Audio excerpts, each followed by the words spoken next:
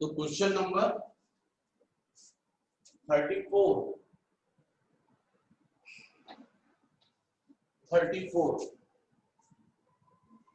Question था बच्चों।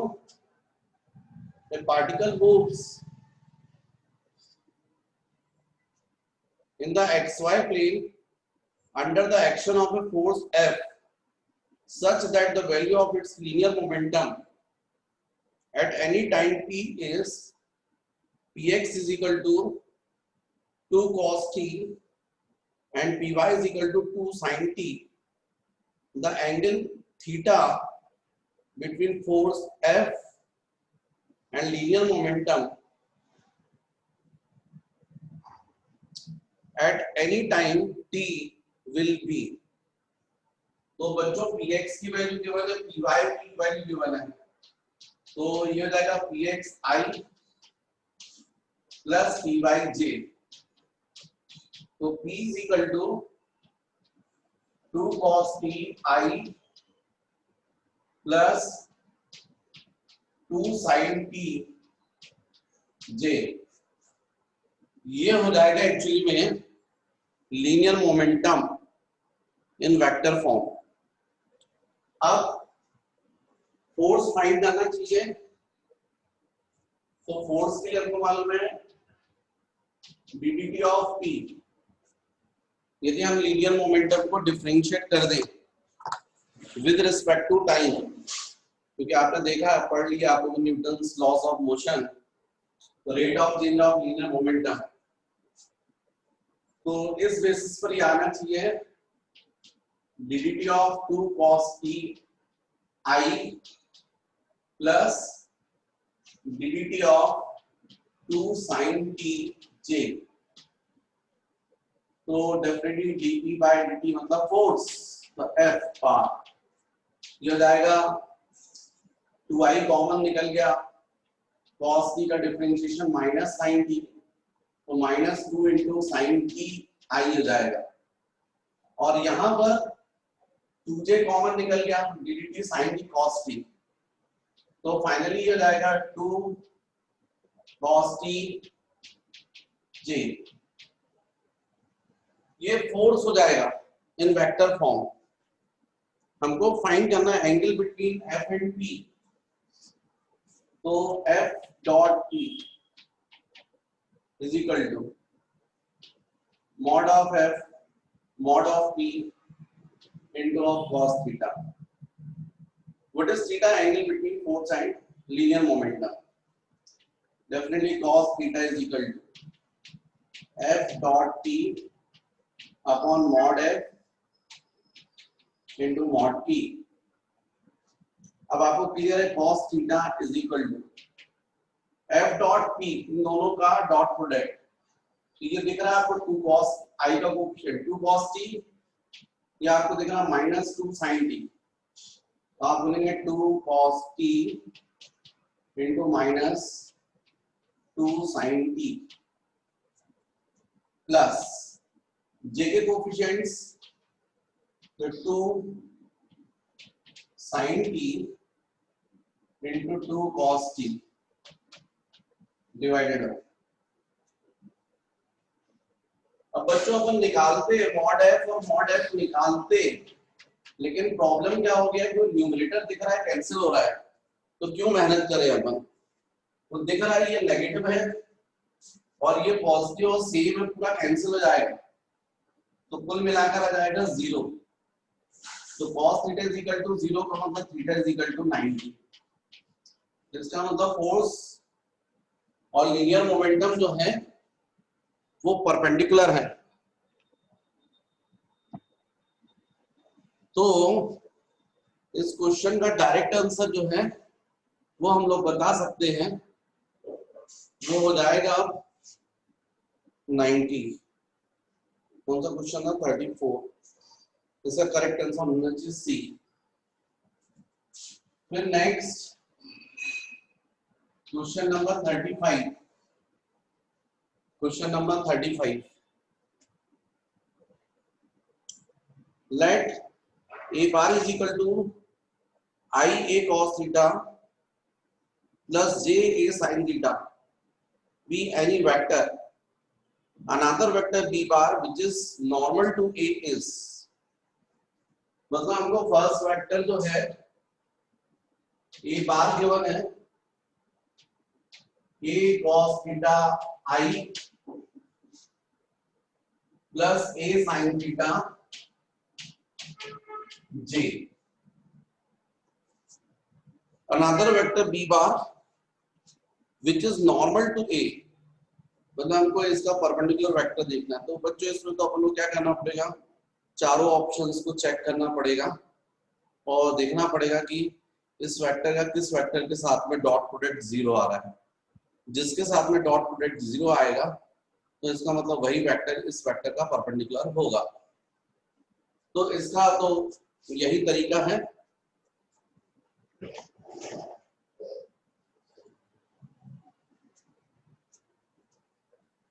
तो आप देख लीजिएगा कौन सा ऑप्शन डॉट प्रोडक्ट 0 दे रहा है।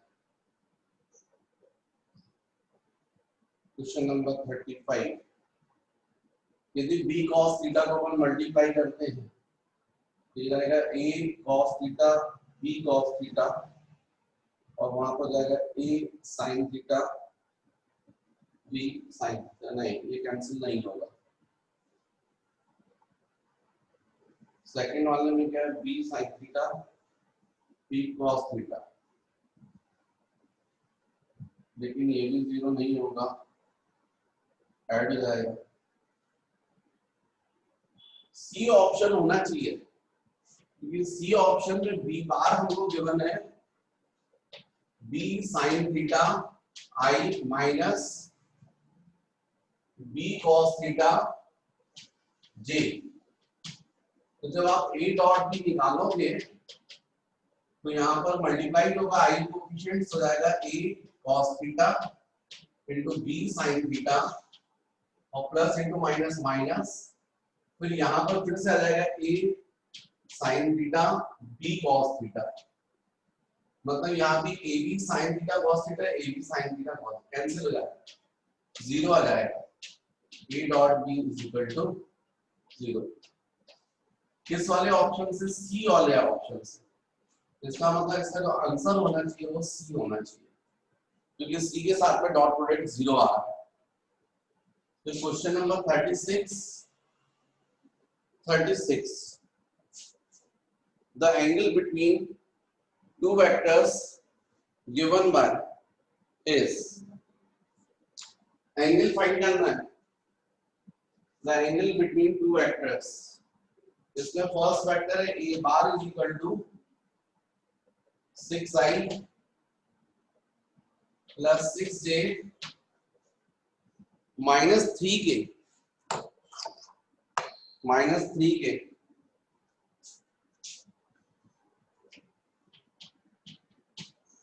और second vector b bar is equal to 7i plus 4j plus 4k और हमको फाइंड करना है एंगल। तो हमको मालूम है a dot b equal to ab cos theta means cos theta is equal to a dot b upon mod a mod b। मतलब हमको एंगल फाइंड करने के लिए दोनों का डॉट प्रोडक्ट भी निकालना पड़ेगा, मॉड a भी निकालना पड़ेगा, मॉड b भी निकालना पड़ेगा। कर लीजिएगा a dot b 6 into 7 42 plus 6 into 4 plus minus 12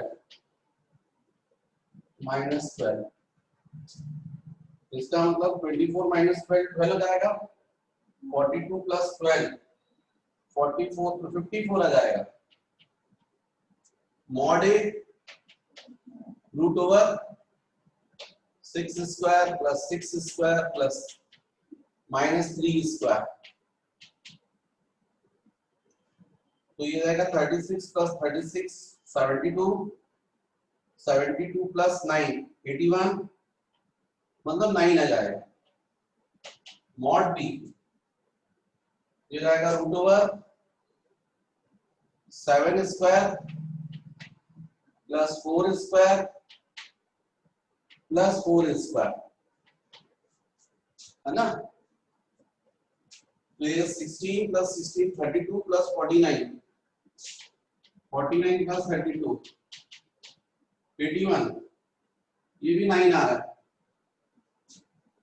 अब आपके लिए बिल्कुल इजी है, cos theta is equal to a dot b 54, ये 9 और 9, cos theta is equal to ये 6 हो जाएगा, 3 से 2 3 हो जाएगा, 2/3, theta is equal to cos inverse 2/3।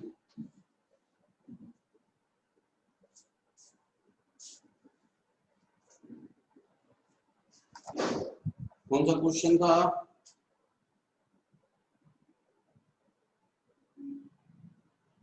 Question number 36। Answer तो मैच नहीं कर रहा है, तो क्या किया जाए? cos थीटा, मेरे ख्याल से मुझसे मिस्टेक तो नहीं हुई है, फिर भी देखते हैं। ये थीटा cos थीटा 2/3 होगा 2, ये 3, ये कितना होगा?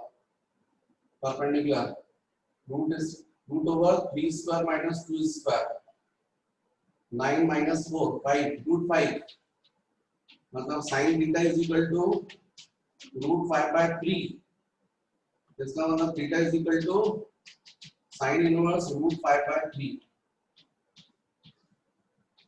या तो ये बोलो या ये बोलो, अब कौन सा ऑप्शन है?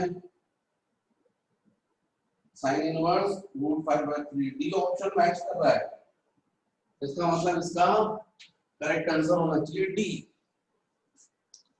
तो ये आपके सामने क्वेश्चंस है, क्वेश्चन नंबर 34, 35, 36।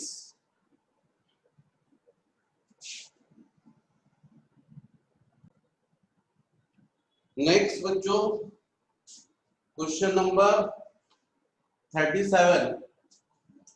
इन क्लॉकवाइज सिस्टम अब हमको सिलेक्ट करना है करेक्ट ऑप्शन।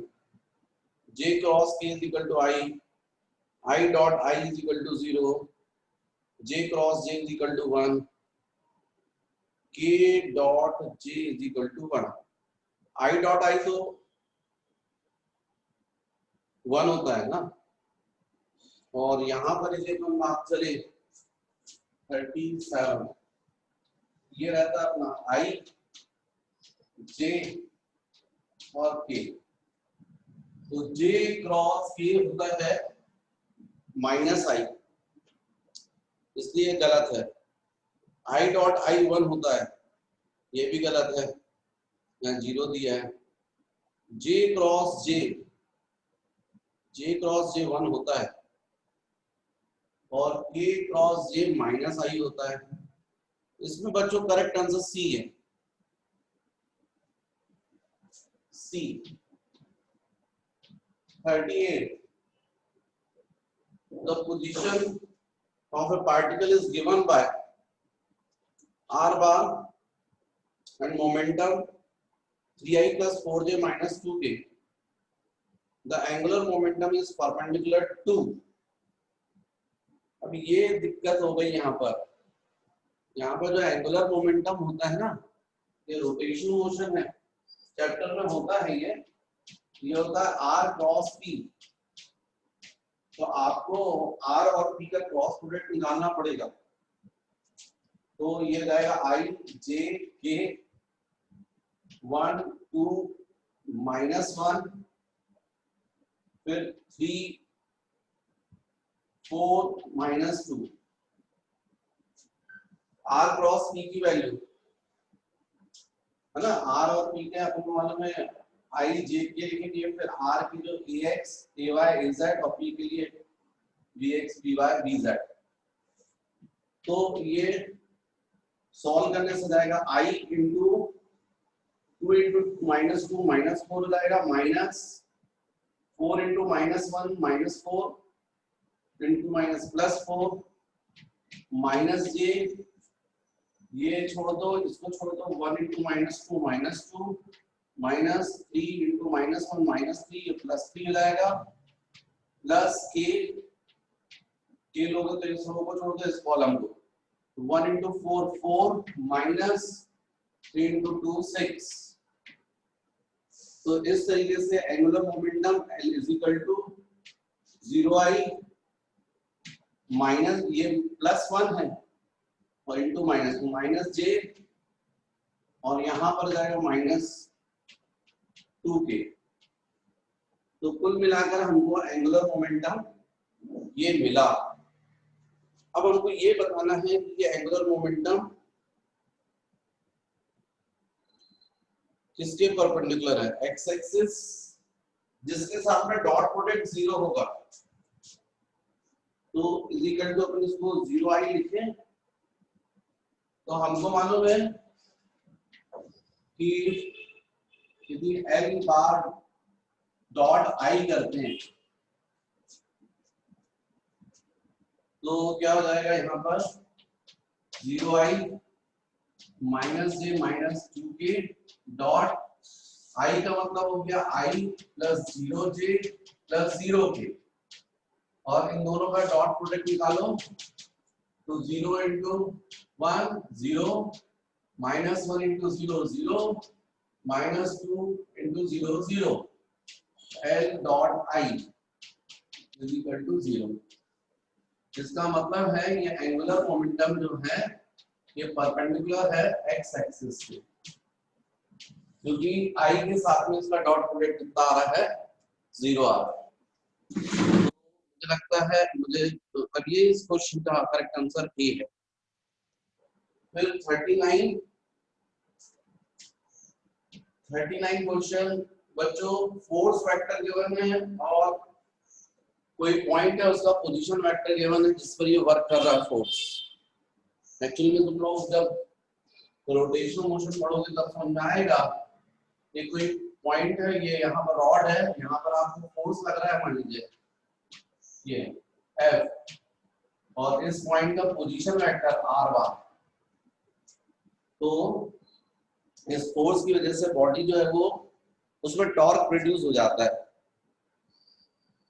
पूरा मैं आपको बताऊंगा रोटेशन मोशन में, पर अब ये क्वेश्चन आ गया है तो इस फोर्स की वजह से टर्निंग इफेक्ट होता है, उसको बोलते हैं मोमेंट ऑफ फोर्स, उसी को बोलते हैं टॉर्क। तो टॉर्क का फॉर्मूला होता है टाउ = r क्रॉस f। मतलब टॉर्क फाइंड करने के लिए आपको r क्रॉस f निकालना पड़ेगा। तो टाउ = I j k। अब यहाँ पर r दिख रहा है बच्चों 731 और फोर्स दिख रहा -3 1 5। आप इसको सॉल्व कीजिएगा, इससे आपका आंसर आ जाएगा 40। Question number 40। If a bar and b bar are perpendicular vectors and vector a bar is given, b bar is given, the value of a is। अब परपेंडिकुलर वेक्टर है तो डॉट प्रोडक्ट निकालिए a dot b 0 आना चाहिए। जब क्योंकि perpendicular है तो 0 आएगा और जब आप जैसे डॉट प्रोडक्ट करेंगे तो c की वैल्यू निकल आएगी क्योंकि सिंगल अननोन है। जैसे आपको दोनों वेक्टर्स में दिख रहा है तो i के कोएफिशिएंट्स को a डॉट भी निकालने के लिए क्या करोगे, i के कोएफिशिएंट्स को मल्टीप्लाई करोगे तो 5 × 2 प्लस 7 × 2 प्लस -3 into -a = 0 ऐसा करोगे तो 5 × 2 10 आएगा प्लस 14 और ये +3 है = 0। ये 24 हो गया, ट्रांसफर करोगे तो -24 a = -8। तो इस क्वेश्चन का आंसर आएगा -8। Question number 41।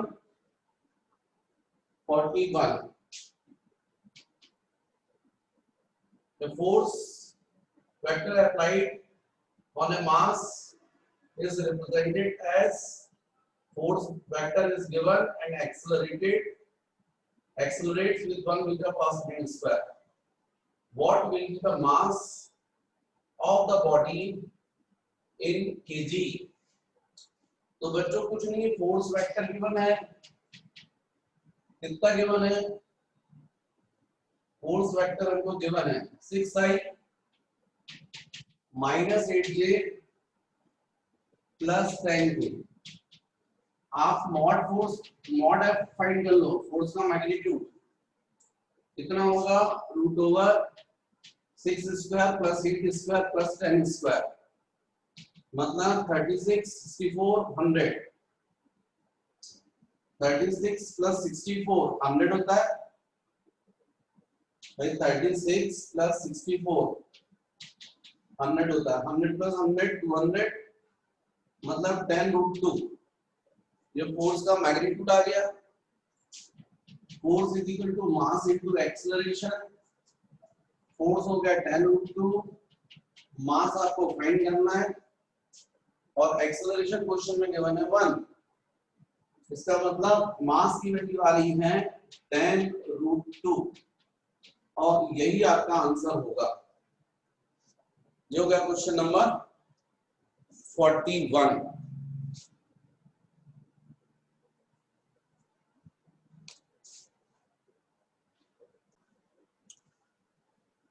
बच्चों यहाँ पर ये जो क्वेश्चन 37 है उसमें J क्रॉस के I होता है, C ऑप्शन नहीं। इसमें एक्चुअल में होना चाहिए A आंसर, क्योंकि J क्रॉस के, यदि अपन J क्रॉस के करेंगे तो I होता है ना, तो इसलिए J क्रॉस के I, तो A आंसर जो है वो करेक्ट है। और जैसे C पे बोल रहा तो J क्रॉस J, तो ये तो लाइन वेक्टर्स है ना, थीटा 0 होगा, और जब थीटा 0 होता है तो साइन 0 कितना होता है, साइन 0 0 होता है, क्योंकि J क्रॉस J मतलब मॉड J इंटू साइन 0, और साइन 0 की वैल्यू हम लोगों को पता है कितनी होती है, 0। तो इसका मतलब J क्रॉस J 0 होना चाहिए, जबकि यहाँ क्या दिया हुआ है J क्रॉस J 1। ये नहीं, मुझसे गलती हुई थी, इसका करेक्ट आंसर होना चाहिए 37 का A। ठीक है,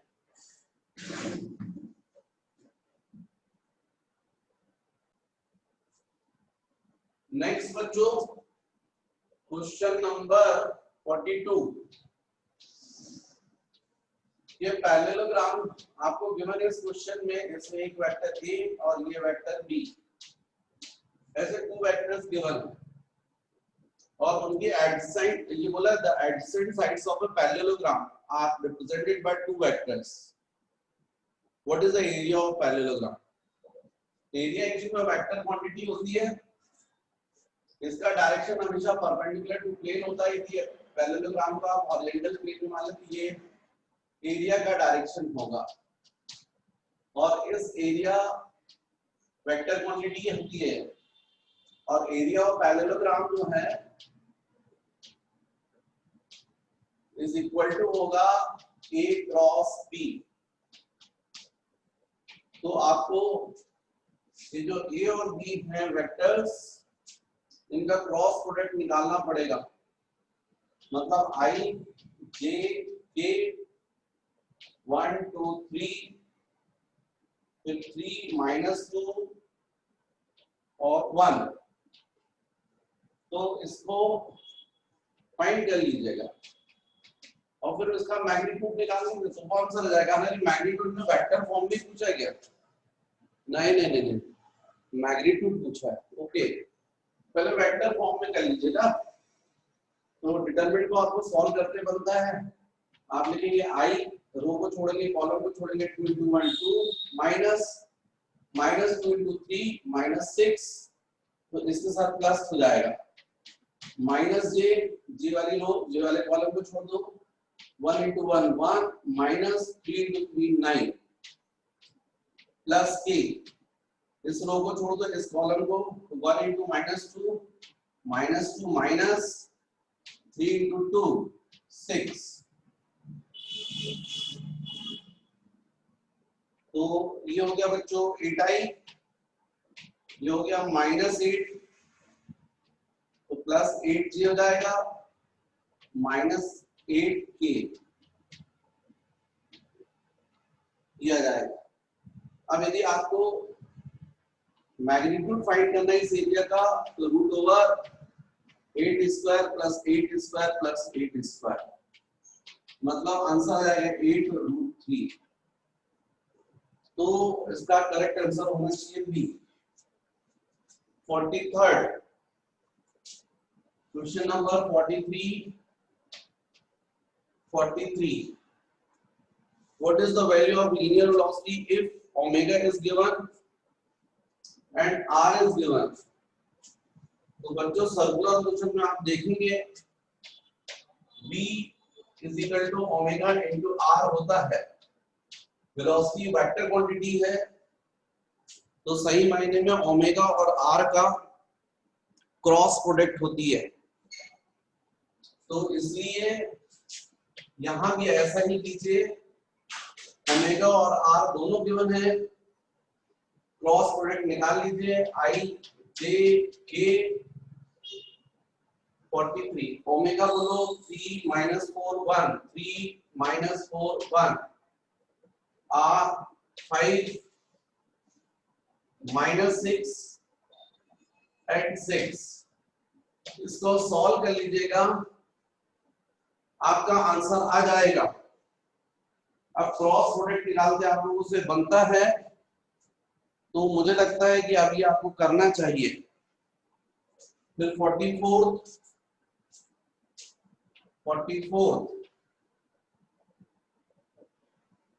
if mod of a cos t is equal to √3 a dot b, then the value of mod of a plus b, भाई हमको गिवन है mod of a cross b is equal to √3 times of a dot b।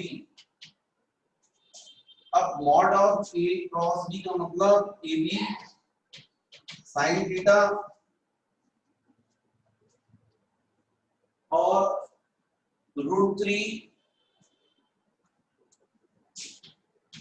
a dot b मतलब ab cos theta, ab cancel, cross multiply करेंगे tan theta = √3 theta = 60 degree.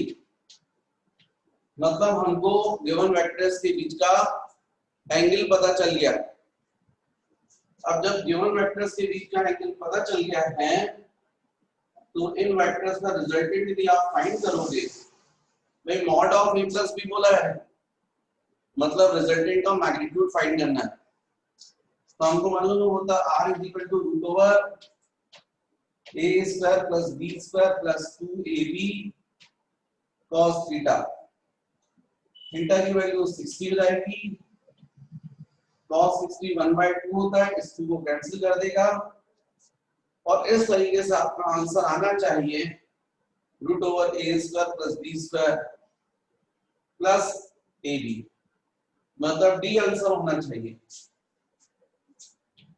ये हो गया question number 44। 45 question number 45 P, Q and R, three coplanar forces acting at a point are in equilibrium.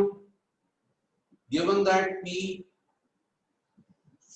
is equal to sin theta 1 is equal to the value of R in kg weight. ये 45th question, इसमें बच्चों कुछ गड़बड़ी लग रही है मुझे। इसमें एक्चुअली में ये डायग्राम जो है वो इस तरीके से है कि यहाँ पर Q, ये R, ये एंगल हमको 150 और P का अपोजिट सपोज θ1 और Q का अपोजिट θ2। तो इस क्वेश्चन में हमको 45th क्वेश्चन में P की वैल्यू गिवन है 1.3, 1.9, 318 kg वेट। साइन θ1 इसकी वैल्यू गिवन है 0.9659 और R की वैल्यू गिवन है, नहीं R की वैल्यू हमको फाइंड करना है इन kg वेट। तो बच्चों जब कोई बॉडी, जैसे यहाँ पर कोई बॉडी है और उस पर एक फोर्स आप ऐसे लगा रहे, एक फोर्स ऐसा लगा रहे और एक फोर्स ऐसा लगा रहे, 3 फोर्सेस यदि आप अप्लाई कर रहे हो और यदि वो बॉडी इक्विलिब्रियम में है, मतलब नेट फोर्स 0, तो यहाँ पर अप्लाई होता है लामीज थ्योरम और वो होती है, लामीज थ्योरम होती है P upon sine θ1 is equal to Q upon sine θ2 is equal to R upon sine θ3। θ3 का मतलब ये 150 वाला है। एक्चुअल में इस क्वेश्चन में डायग्राम जिस था, मैंने आपको डायग्राम समझाया, दिखाया, बताया, अब आपसे क्वेश्चन बन जाएगा। ये लामीज थ्योरम यहाँ पर अप्लाई होती है बच्चों, और इसको यदि आप अप्लाई कर दें तो डेफिनेटली R की वैल्यू आप निकाल लेंगे। मुझे लगता है कि इसको और इसको आपको इक्वेट करना चाहिए। तो P की वैल्यू जाएगी 1.9318 kg वेट अपॉन साइन θ1 हमको गिवन है 0.9659 is equal to R upon sine θ3 हमको गिवन है साइन 150।